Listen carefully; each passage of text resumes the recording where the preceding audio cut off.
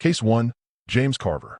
What would it take for the people closest to you to look you in the eye and walk away? Not because they stopped caring, but because they realized too late that the person they were standing beside had already decided how the night was going to end. That is the quiet horror at the center of this story. Not a stranger in the shadows. Not a faceless monster from a distant place. Just a man. A camper. A woman named Heather. In a sequence of decisions so cold, so calculated, that even a seasoned judge with more than 4 decades of experience in violent cases would later say he had never seen a victim suffer the way Heather Camp suffered. Heather Camp was 33 years old, a Wilmington, Ohio woman with a 15-year-old daughter who loved her mother enough to stand before a courtroom full of strangers and say she would choose forgiveness over hatred. That kind of grace from someone so young, in the face of something so devastating, says everything you need to know about what kind of woman Heather Camp raised. And it says even more about what her family lost on the night of February 17, 2019. James Carver was Heather's boyfriend. The two had been living together in a camper off McVeigh Road near New Vienna, Ohio. On the wall inside that camper, someone had written James and Heather, 2 names side by side, the kind of thing people do when they believe they belong to each other. But what happened behind those walls told a very different story. Carver had a history of violence that stretched back decades. Court records show he had accumulated more than 30 prior convictions across 2 Ohio counties, including aggravated assault, attempted abduction, domestic violence, and endangering children. At the time of Heather's death, he was on parole from Missouri, where he had been incarcerated for drug-related offenses. None of that stopped him from carrying a weapon. None of it stopped what was coming. On that February evening, a friend drove Heather to meet Carver in Wilmington. The two then went back to the camper together. What followed, according to prosecutors and court documents, was a prolonged and terrifying ordeal. Carver accused Heather of being unfaithful and began beating her. At some point during the night, he made a deliberate decision to go further. He left the camper, went to a nearby associate's home, and returned with a .22 caliber Ruger pistol. He pointed that gun at Heather Camp and fired. The bullet entered her chest at close range, tearing through her diaphragm, liver, esophagus, and spine. By any medical measure, that wound was fatal.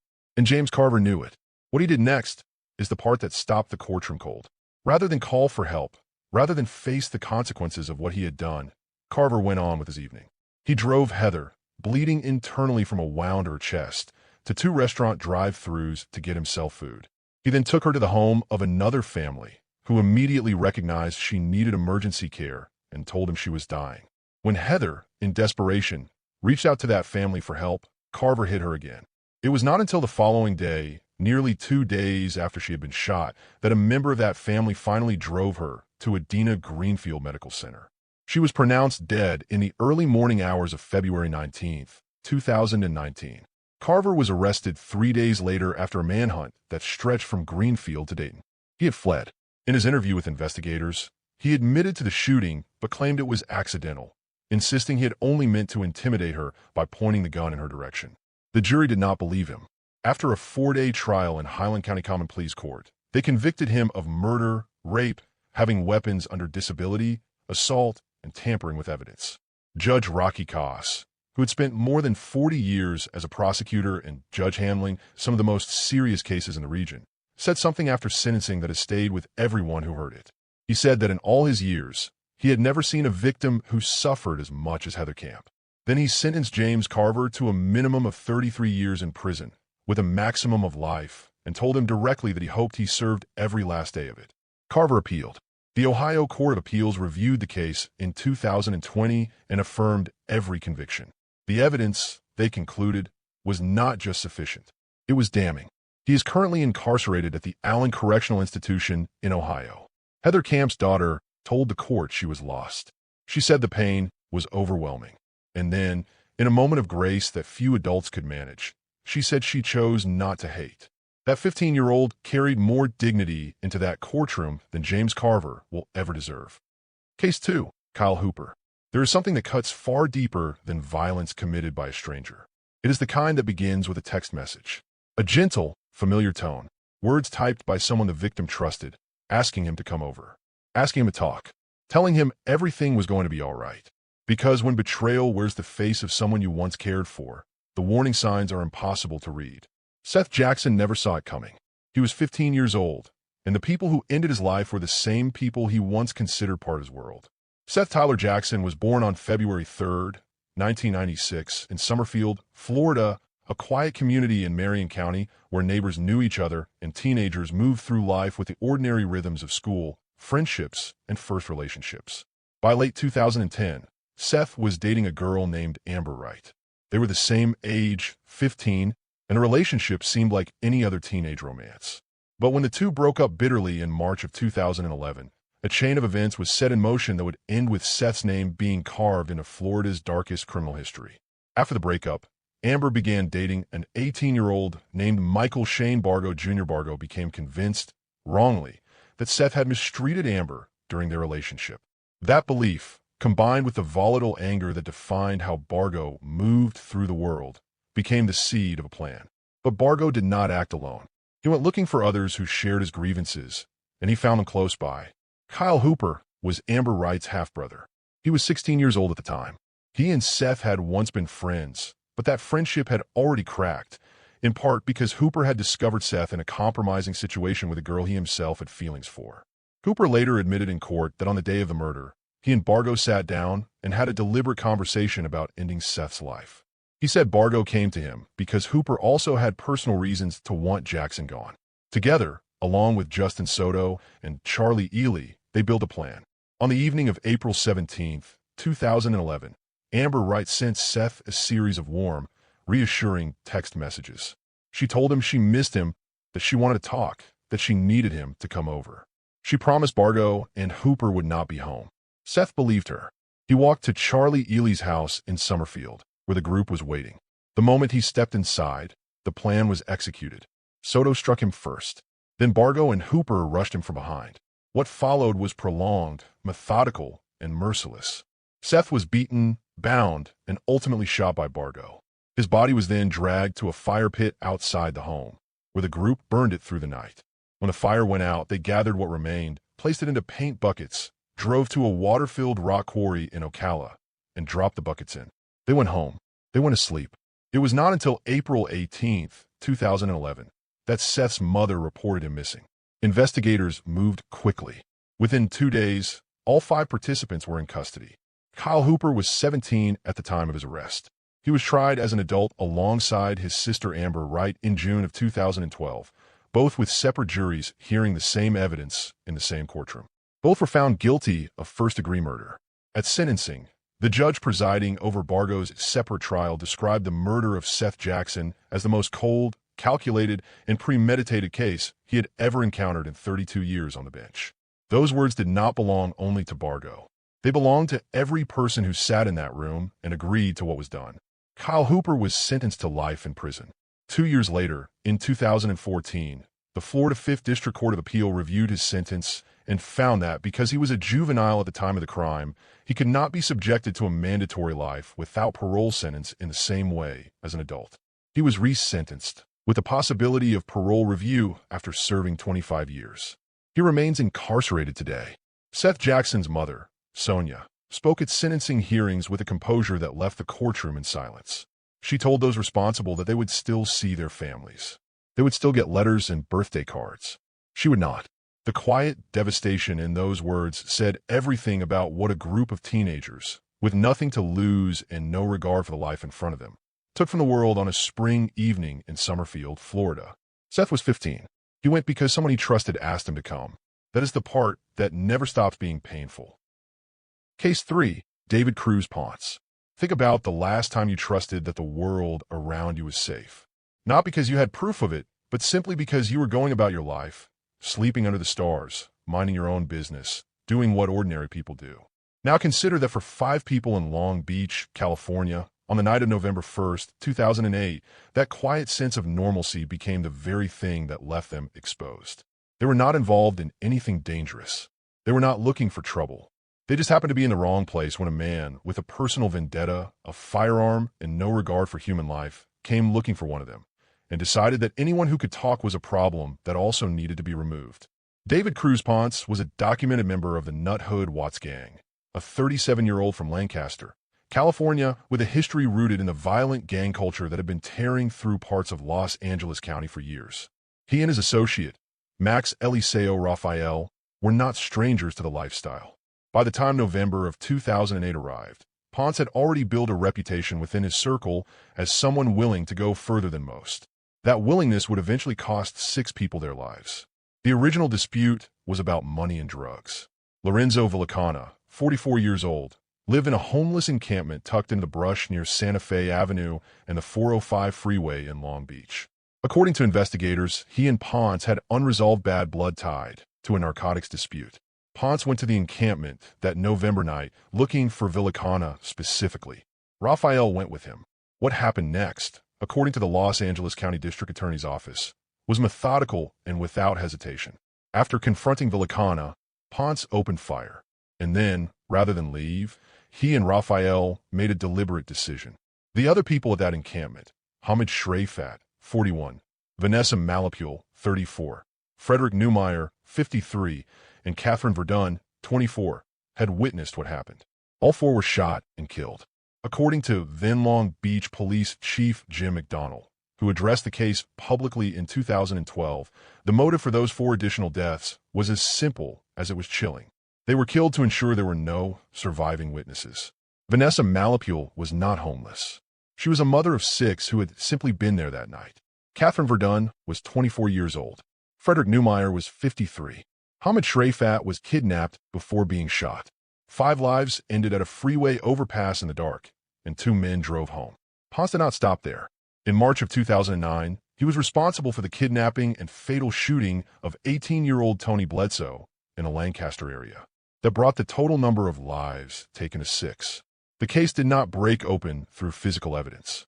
It broke open through the defendants' own voices. After Ponce and Raphael were arrested and placed in jail, they were recorded in separate conversations discussing the killings in detail, not with remorse, but with something closer to pride. Those recordings became, in the words of Judge Charlene Olmedo of the Los Angeles Superior Court, the most damaging evidence in the entire case. The jury that heard the recordings deliberated for approximately 2 hours before recommending the death penalty for Ponce.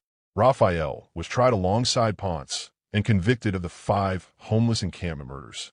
In January of 2018, he was sentenced to 5 consecutive life terms without the possibility of parole. Olmedo called the circumstances of the crimes particularly cruel and vicious, and told Raphael he would have a very long time to think about what he had done.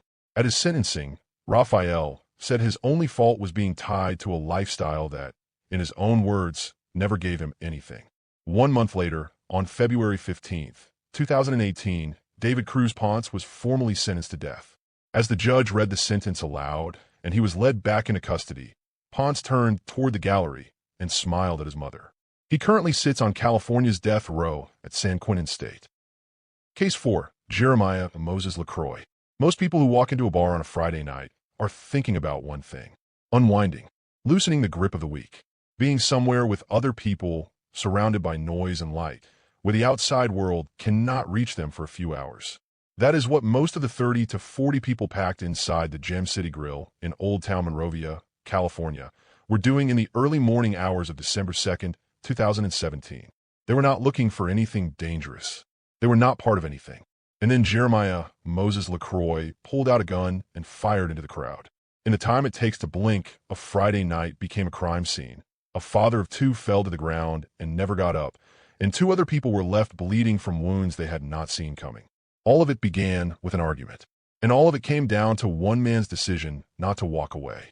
LaCroix was 31 years old at the time of the shooting, a Monrovia resident and documented member of a Baldwin Park Street gang known as Kings Have Arrived, or KHA, which law enforcement had formally designated a criminal street gang in 2008.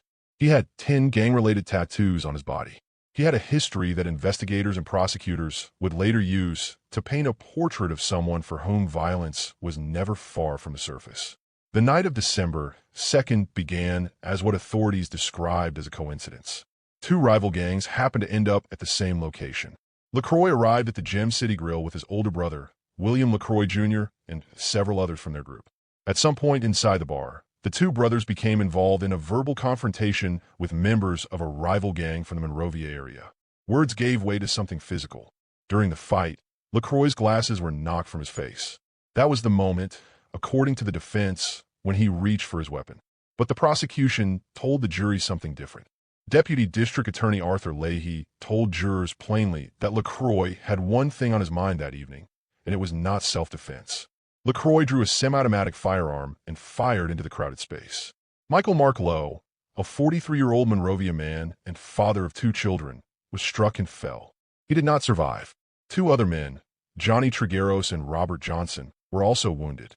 A third man, 24-year-old Ed Elizalde, who by every account had nothing to do with the dispute that preceded the shooting, was struck while trying to flee. He was simply in the wrong place.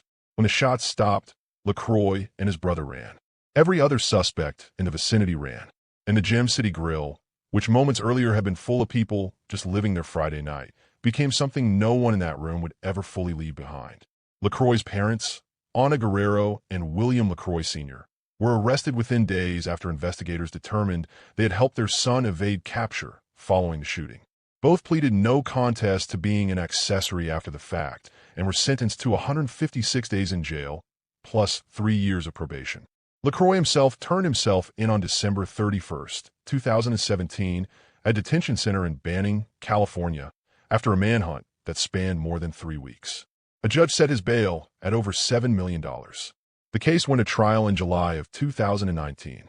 Surveillance footage from inside the bar, which captured LaCroix clearly, became the center of the prosecution's case. The defense maintained that LaCroix had been acting in self-defense after the physical altercation with rival gang members. The jury did not accept that position. After deliberating, they returned a verdict of guilty on charges of second-degree murder, attempted voluntary manslaughter, and assault with a semi-automatic firearm. They also found true the gang, firearm, and great bodily injury enhancements attached to the charges. In January of 2020, LaCroix appeared before Los Angeles Superior Court Judge Charlene Olmedo, the same judge who had sentenced David Cruz Ponce to death just 2 years earlier for sentencing. Michael Lowe's mother, Margaret, addressed the court directly. She told Judge Olmedo that there was a hole in her heart that could not be healed, that she missed her son every single day, and that he had left behind 3 sisters and 2 children who would carry the pain of losing their father for the rest of their lives. Judge Olmedo told LaCroix he would have a great deal of time to think about the choices he had made. Then she sentenced him to decades in state prison. He is currently incarcerated. Michael Lowe was 43 years old. He was somebody's son. He was somebody's father. He walked into a bar on a Friday night and never came home. Case 5, Ty Anthony Sage. There's a question that every parent asks themselves in the quiet hours, in the space between what they know and what they feared. Did my child know what was waiting for them? Did they walk into it with their eyes open? Or did they believe, as 15-year-olds so often do, that things like this only happen to other people? Logan Ivey was 15 years old. He had been communicating through a middleman about a transaction that had no business involving someone his age. And somewhere along the way, a grown man looked at a room that held 2 teenagers and decided the plan was still worth carrying out. What happened in that apartment in Gresham, Oregon, on the evening of December 4, 2021, was not an accident. According to the prosecution, it was the predictable consequence of a deliberate choice. Ty Anthony Sage was 22 years old at the time of the incident, a Multnomah County area man with blonde hair, blue eyes, and several face tattoos who, by his own later admission to investigators, had arrived at the Columbia Trails apartment complex that evening with a plan already in place. A middleman named Sean Millis had arranged the meeting. Millis had been in contact with Logan Ivey, who communicated with him over Facebook about buying guns and cocaine from Sage. Sage later told police that he intended to purchase a pair of firearms for approximately $4,000, but had also initially considered robbing Ivey before changing his mind. His stated reason being that, and these are the words he chose, they were just kids. Whatever restraint he believed himself to have, it did not hold. When Sage arrived and inspected what Ivey brought to the deal, he told Ivey he thought the cocaine was not genuine and that he would not be buying it. That refusal became the pivot point. An altercation broke out inside the apartment. Sage's co-defendant, 23-year-old Kevin Rivas Ramirez, produced a firearm during the confrontation and opened fire. Logan Ivey was struck and found shot dead just inside the open doorway of the apartment. A 14-year-old boy who had accompanied Ivey was also shot in the abdomen. He survived, but was dropped off at Legacy Mount Hood Medical Center that same evening by individuals who did not stay to explain what had happened. Outside the complex, Rivas Ramirez himself was found bleeding from a gunshot wound to his left leg. The result? according to Sage's account to investigators, of tripping and falling while pursuing the 14-year-old as he ran. Sage fled the scene. The guns were taken. Logan Ivy's death was ruled a homicide by gunfire. His mother, Ramsey, described in interviews what it felt like to wait 4 years for the people responsible for her son's death to face a courtroom. She said the moment Sage was finally arrested in May of 2025, she felt hope return to her for the first time. Then the system handed that hope right back to the ground. On September 22, 2025, Ty Anthony Sage was mistakenly released from the Multnomah County Detention Center in Portland. A judge had denied his bail 5 days earlier. An administrative error inside the jail resulted in a release order being processed with a $5,000 bail figure attached, a figure that had no business being there. Sage posted it and walked out. By the time the error was discovered, he was gone. Multnomah County Sheriff Nicole Morrissey O'Donnell called it unacceptable. She said no member of the public should have had to experience what Ivy's family experienced upon learning that the man charged with their son's death had been allowed to walk free through a clerical mistake. Ramsey told the press that her fear was total. She said she did not know where Sage was or what he was doing, and that every hour he remained free was an hour she could not breathe. She said she had completely lost hope. He was rearrested on September 25, 2025, at a gas station along Highway 101 in Florence, Oregon, with the assistance of the United States Marshals Service Fugitive Task Force. No force was required. He was returned to the Coos County Jail and later transported back to Multnomah County to await his day in court. As of this writing, Ty Anthony Sage has pleaded not guilty to charges of second-degree murder and first-degree robbery. He remains in custody. His co-defendant, Kevin Rivas Ramirez, faces parallel charges. Logan Ivy was 15 years old. He went to a meeting he was not old enough to be at, for a deal he was not prepared for, and he never came home. His mother said she had hope, and the system let her down, and they brought him back. And now, she waits again, the way only a mother who has already lost everything knows how to wait. Case 6. Billy Joe Johnson.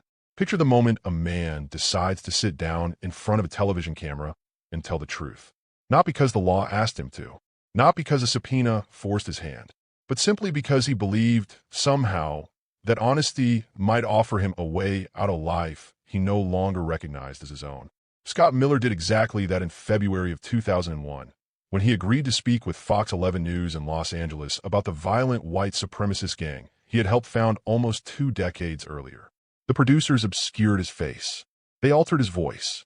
They did everything they believed would protect him. But there was one thing they did not think to hide: his tattoos, and the dog sitting beside him, his pit bull, unmistakable to anyone who knew him. The people watching that broadcast recognized him within seconds. And from that moment forward, Scott Miller was living on borrowed time. The man who would eventually help arrange his death was someone Miller had known since childhood.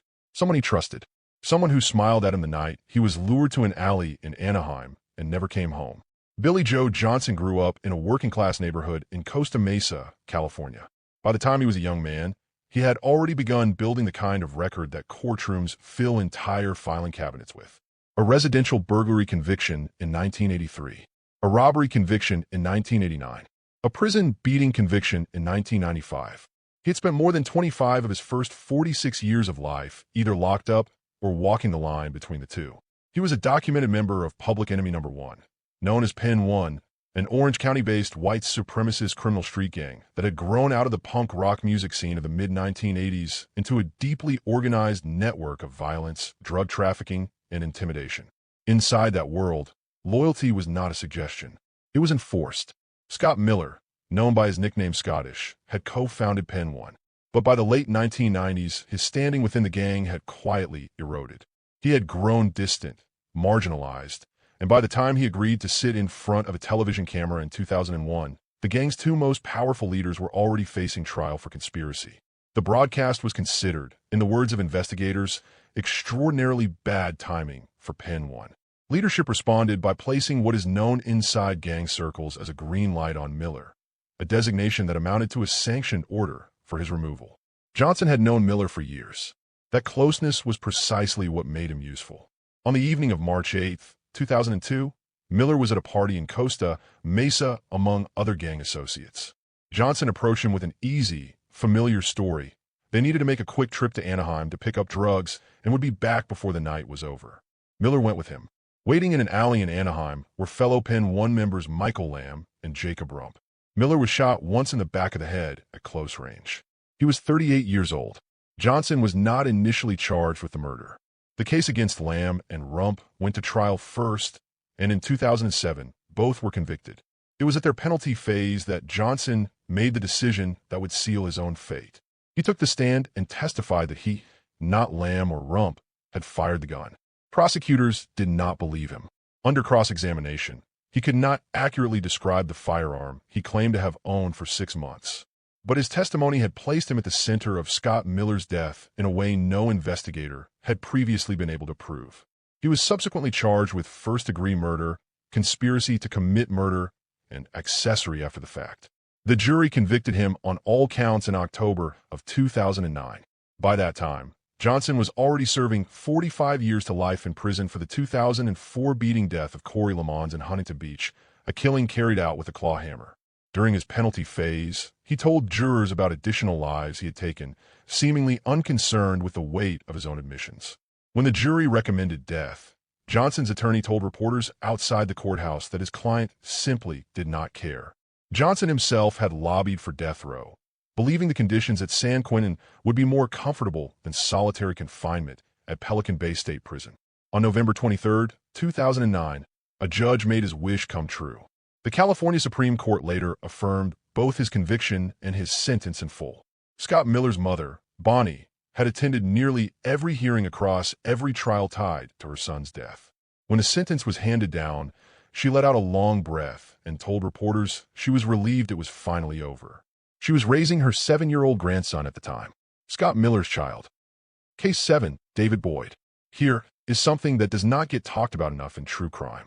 The danger of familiarity. Not the stranger at the end of a dark street. Not the unhinged face on a wanted poster. The danger of the neighbor. The man who lives 3 floors up. The one whose face your child knows well enough to feel safe beside. Well enough to skip alongside on a dark October evening. Comfortable in his company. Completely unaware that comfort was precisely the trap.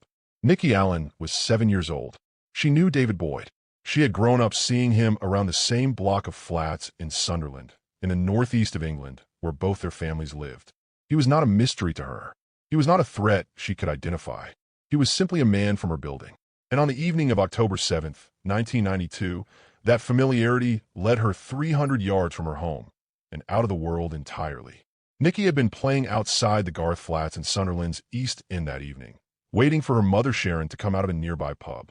She was 7, she was safe in her own neighborhood, and she was doing what children do. Witnesses would later tell investigators they saw her skipping to keep up with a man walking ahead of her, heading in the direction of the old Exchange building, a derelict, abandoned structure just down the road. She appeared comfortable in the company of whoever was leading her there. That description would haunt the investigation for nearly 3 decades. The following morning, October 8th, 1992, Nikki's body was found in a darkened corner of the basement of that building. She had been thrown through a 6-foot window, struck over the head with a brick, and stabbed 37 times in the chest. She was then dragged by her ankles deeper into the structure and left in the dark. Outside, her shoes and jacket had been found near the entrance. Sharon Henderson, Nikki's mother, arrived at the scene and began a wait for justice that would consume the next 31 years of her life. Police initially arrested a local man named George Heron. After intensive questioning, he gave a statement admitting involvement and was charged with Nikki's murder. But when the case went to trial in 1993, that confession was thrown out. The judge ruled it had been obtained under conditions that made it unreliable, and Heron was acquitted. The real killer walked free, and David Boyd, who had been interviewed only as a witness in 1992, went home and stayed free for another 3 decades. Boyd was 55 years old by the time investigators came back for him. In October of 2017, advances in DNA analysis techniques allowed Northumbria police to re-examine biological material recovered from Nikki's clothing at the time of her death. What they found was a YSDR DNA profile in multiple areas of the garment, a profile that matched David Boyd's or any male relative of his at a statistical probability of 1 in 28,000. Officers then spent years methodically working through every possible alternative. They individually approached and tested 839 men connected to the case or the Sunderland area at the time of the murder. Each one was eliminated. Only Boyd remained. He was arrested in April of 2018 at his home in Norton, Stockton, appearing at the door shirtless, holding a dog. His first words to investigators were recorded. He asked what evidence they had. Detective Chief Superintendent Lisa Thieker later told reporters that the question was not what an innocent man typically reaches for first. By the time he was charged in May of 2022 and stood trial at Newcastle Crown Court in April of 2023, the prosecution had built a case described by the judge as circumstantial but compelling. Jurors heard about Boyd's history of convictions involving children going back to 1986. They heard his own admissions to a probation officer about the kind of thoughts he had entertained toward young girls when he was in his early 20s. Boyd chose not to testify and offered no alternative explanation. On May 12, 2023, the jury found him guilty of Nikki Allen's murder. Mrs. Justice Christina Lambert sentenced him to life imprisonment with a minimum term of 29 years. Boyd appealed both his conviction and his sentence. In October of 2024, the Court of Appeal rejected that bid entirely. He is currently incarcerated, serving the minimum term a judge imposed 3 decades after he left a 7-year-old girl in the basement of an abandoned building and went home. Sharon Henderson, who had spent 31 years demanding that someone answer for what happened to her daughter, was asked after the verdict how she had found the strength to keep fighting. She said because Nikki was her daughter and she loved her. There was nothing else to explain. Case 8. Nicholas Lujan. There's a kind of morning that belongs to no one in particular. The kind where the air is still cool. The neighborhood is just waking up, and a 61-year-old man steps out of his daughter's front door for a simple walk through the park. No agenda, no destination beyond the path itself. Just a man and the morning and the ordinary peace of being alive in a city that is not even his own. He was visiting from out of town, spending time with family the way families do. Jose Frias Olivas had done nothing to draw attention to himself. He was not carrying anything worth taking. He had no enemies walking that trail behind him. He simply had the misfortune of crossing paths with a young man who looked at a 61-year-old stranger in a public park on a bright August morning and said 3 words to his companions that set everything in motion. Those 3 words were, "Let's rob him." Jose Frias Olivas was 61 years old on the morning of August 15, 2015, when he left his daughter's home in southwest Denver and made his way through Harvard Gulch Park west near Vassar Avenue and South Federal Boulevard. It was 10:23 in the morning. The sun was up. The park was not deserted. People were nearby. None of that mattered to Nicholas Lujan. Lujan was walking through the same park that morning with 3 other males. He was a documented gang member in Denver, a young man in his early 20s with a claw mark tattoo on his face that witnesses would later describe to police with striking precision. As the group came up behind Frias Olivas on the trail, Lujan made a decision out loud. His companions heard it. One of them would later repeat it to detectives. The group surrounded the older man. Lujan began searching his pockets. What Lujan found, or more precisely what he did not find, did not stop him. What happened next is the part that separates this case from a robbery gone wrong and places it firmly in a different category altogether. Frias Olivas turned and ran. He had no weapon. He posed no threat. He was a 61-year-old man running away from a group of young men in a public park in broad daylight, seconds from a major road, with every reason to believe he might make it. Lujan pulled a .22 caliber handgun from his waistband and fired a single shot into the back of Frias Olivas' head as he fled. The bullet exited through his right eye. He was pronounced dead at the scene. Lujan and the others fled east along the bike path. The park went quiet. A Remington .22 caliber cartridge case was found on the trail just behind where Frias Olivas had fallen. What followed was 6 years of careful, painstaking investigative work. Witnesses in the immediate aftermath of the shooting were not forthcoming. The community surrounding the case was silent in the way communities sometimes go silent when they know more than they are prepared to say out loud. But investigators did not stop. In September of 2016, DNA recovered from the magazine of the murder weapon was found to contain Nicholas Lujan's genetic profile, along with that of others. That gave the Denver Cold Case Unit a name. What it took years to build was the rest of the case, the digital evidence, the pattern of contact, the witnesses who eventually told detectives that Lujan had not only carried out the shooting, but had gone home afterward and washed his hands with bleach, that he had cleaned the firearm, that he had searched online for news coverage of the homicide, and that he had searched more than once for his own name. He was arrested in 2021, 6 years after Frias Olivas died on a park trail in the middle of the morning. On March 10, 2023, Nicholas Lujan, then 29 years old, stood in a Denver courtroom and pleaded guilty to one count of second-degree murder. On June 12, 2023, a judge sentenced him to 45 years in the Colorado Department of Corrections. Under Colorado law, he must serve 75% of that sentence before he becomes eligible for parole consideration. That means the earliest he could walk free is somewhere around 2056 or 2057. He will be in his 60s. The same age Jose Frias Olivas was when Lujan decided his life was worth nothing more than whatever might have been in his coat pockets. Denver District Attorney Beth McCann, whose cold case unit pursued this investigation across 2 administrations and 6 years, called the murder horrific and said she was proud of every investigator who refused to let the case go cold for good. Jose Frias Olivas had left his daughter's home that morning for a walk. He never made it back. His family spent 6 years waiting to hear someone finally say in a court of law what the whole city already suspected. They got that day. It came late, but it came. Case 9, Jacob Colville. There are certain moments in a relationship where the person standing closest to you becomes the greatest danger you will ever face. Not because the warning signs were invisible, but because love, or something that convincingly wears its face, has a way of blurring the line between what a person knows and what they choose to see. Jesse Giagigan was 26 years old and in a relationship with a woman named Alyssa Marie Blackburn. He trusted her the way people trust the people they share their lives with. He had no way of knowing that on the afternoon of October 29, 2022, while he was inside a home on Medford Avenue in Escambia County, Florida, that same woman was standing outside, deciding whether to confirm his location to the man who came to end his life. She made her choice. She walked inside, saw Jesse, walked back out, and gave a signal. What happened next was captured in full on the home's security system. Every frame of it recorded, saved, and eventually played for a jury that sat in complete silence watching a man be hunted through his own home. Jacob Colville was not a stranger to the situation. He had been in a relationship with Alyssa Blackburn himself, while she was simultaneously involved with Giagigan. The arrangement had already produced friction. Earlier that same day, Giagigan and Colville had encountered each other when Colville and Blackburn pulled up to the Medford Avenue residence.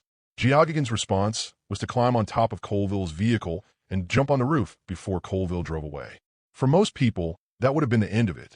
An ugly, charged moment between 2 men and a woman caught between them. Something to put distance between, let cool, and walk away from. Colville drove away, and then he made calls.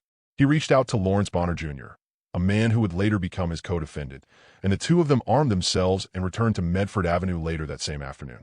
Blackburn went in first. She confirmed Giagigan was inside.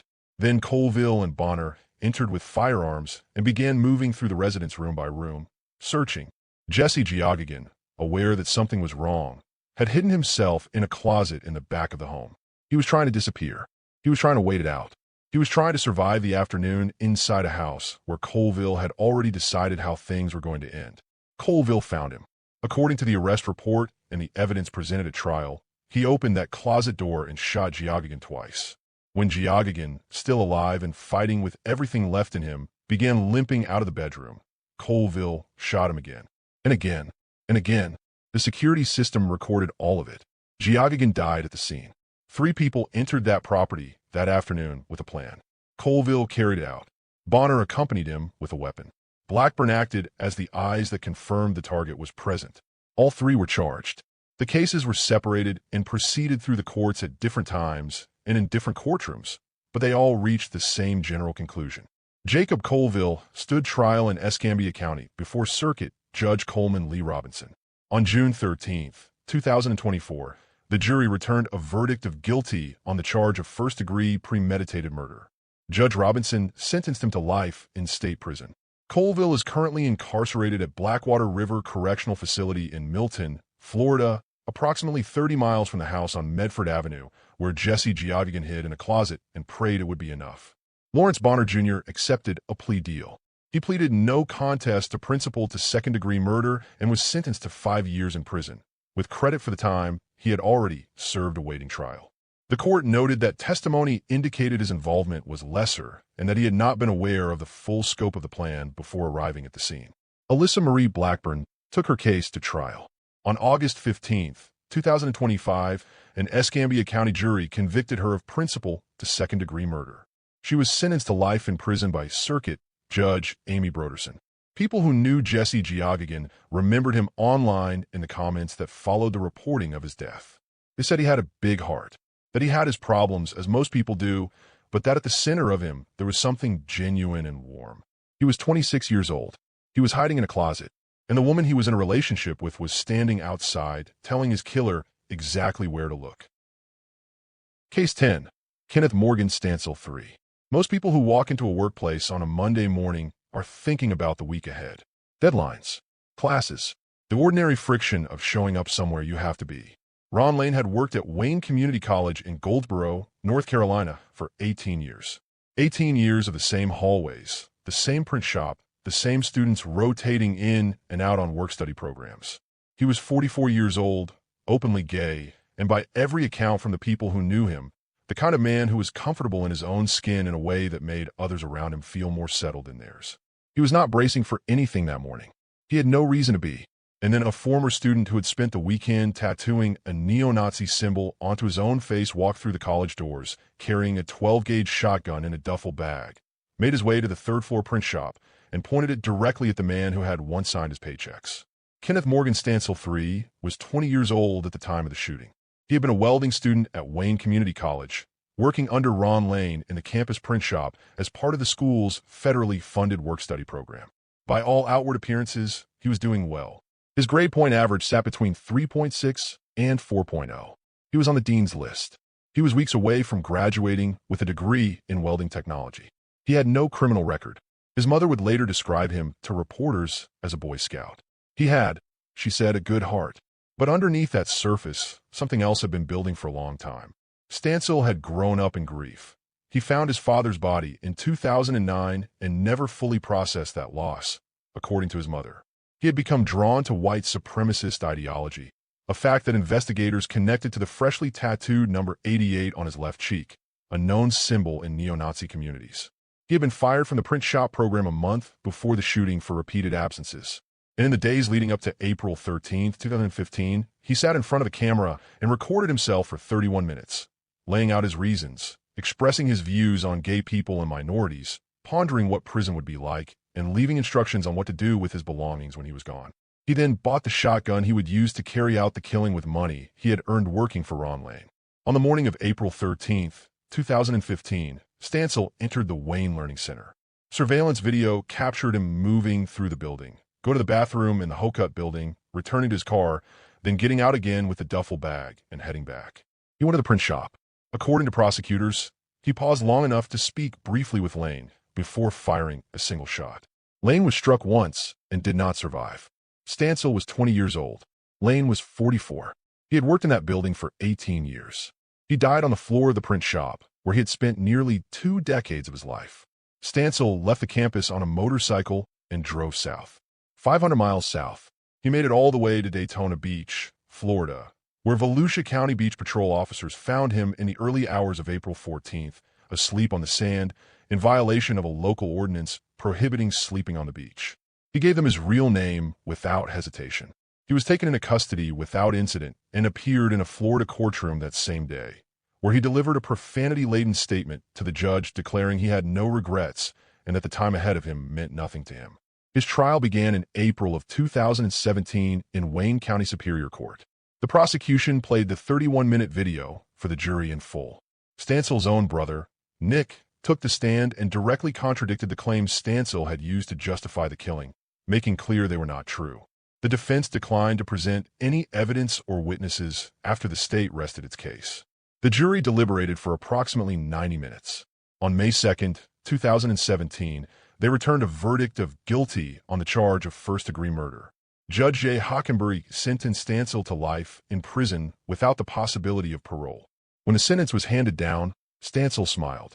His mother, Debbie, addressed the court afterward. She said she loved her son. She said he had a good heart. She said she wished things had turned out differently because he was her world. She said she would be there for him forever. Ron Lane had worked at that college for 18 years. No one from his family was present in the courtroom the day his killer was convicted. They had declined to comment from the very beginning. Some grief, it seems, runs too deep for courtrooms.